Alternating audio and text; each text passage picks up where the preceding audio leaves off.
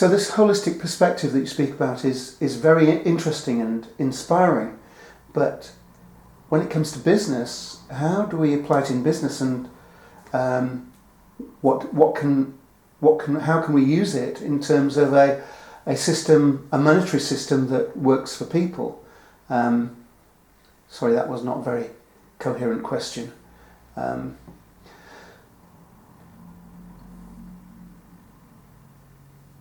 If business now has to, in this holistic perspective, take account of a greater context than simply profit and the needs of shareholders, how do we make money work for business, and how do we make business work for people? How do we make money work for business? I suppose that it depends on our view of money. And I want to suggest that we have very, very confused views of what it is. At one time, a banknote represented gold in a vault somewhere in the public mind. Now the public has gotten to this strange place where they say, but there's no gold in the vault. This piece of paper in my hand here represents something, fiat money, but I don't know what it is. And so it's become a very peculiar issue what the worth of money is. But what we certainly have done is we've used money as the measure to apportion value. Money has become the measure for the apportionment of value. And that has become something of this reductionistic paradigm again, the mechanistic paradigm again. That which we can measure is real. That which we can't measure is not real. So in our conventional scientific view, only the measurable is real, and as soon as you can measure it, it means you can put numbers to it. So numbers make things real. Now you put those numbers on a slip of paper, and you say there's value, and so the numbers make the slip of paper real, and it becomes money. Or the numbers on your screen when you look at your credit balance, or your debit balance. And so really we've lost the idea of what money represents. I want to suggest that it would be a representation of the exchange of value of goods and services. But then it asks the question, what is credit?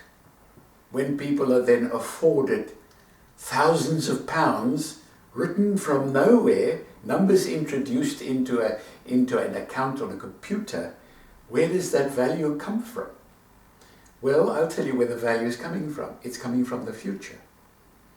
It's coming from the sweat, be that emotional, be that physical, be that intellectual, be that creative, of the persons to whom the credit has been extended. The bank is lending the money or creating the money out of the future sweat of the people that are actually calling it. So we actually, when we take credit from a bank, we've actually enslaved a whole chunk of our future to the bank. And the bank is only giving us that credit on the assumption that they're going to make their pound of flesh out of our sweat. Now what has happened is, in a growth economy, where we constantly could be making profit, where we had an ongoing inflationary value to goods, then the extension of credit to people made a whole lot of sense. But what we've got at the moment, in Europe at least, and in Japan, and in the major first world economies, is a no-growth scenario. And there is a desperate hope by all concerned that if we can just create some more of these numbers in banking accounts at the banks that people can then go and borrow against their future efforts, that will re-stimulate the economy. But people are reluctant to do that. And the banks are reluctant to do that because they don't see prospects for growth into the future. And those lack of prospects have to do with the fact that we've reached these limits. We've reached these limits of what people can do, of what nature can do, and of the desperation that we created through our business models. And so we have to rethink that completely. So I think that if we look at people's future efforts and borrowing against those efforts, then money needs to be reallocated in terms of its potential creative input into our own lives, not into consumerist needs, but into sustainable replenishment needs. So money needs to be allocated to those projects, individual or collective, that are going to be creating better prospects of sustainable livelihoods in a sustainable way for future generations. What we're going to move away from is credit being extended to people just to boost consumer spending. Now, in a whole chunk of the world, they're actually building their economies on consumer-based economic growth, measured by GNP, gross national product.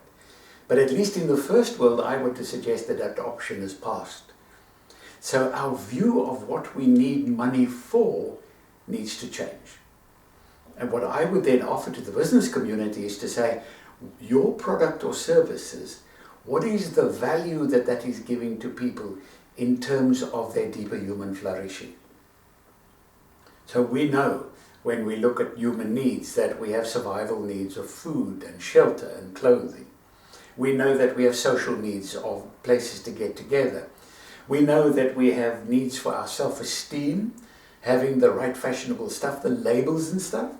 And I want to suggest that we got locked into that paradigm of an economy both creating the needs for self-esteem and then satisfying the needs for self-esteem.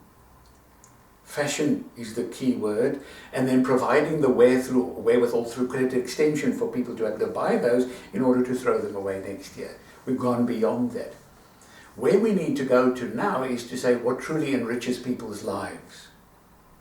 And so into that can be credit extension for further learning, for further creative expression, for deeper enablement of people to identify who they are, in a way that the economy starts getting based on a transformed view of the human person as something much deeper than an element in a marketplace. And so if businesses then want to transform their view about the role of money and their marketplace, it is to transform their view about what the value of a human person is and how to offer their services in such a way that the service is perceived as offering deep value, and that value means creating for the person the opportunity to discover their deeper potential. That's the new holistic business paradigm. And it can include a range of services all the way through, from basic foodstuffs, through clothing, through housing, through energy, through transport, through education, through all of those elements that impinge on us directly. It's simply a shift away from an economy that sees the growth opportunity by feeding ego needs, to being able to be an economy that's based on a deeper appreciation of people and therefore enabling their deeper growth needs. Okay. Okay.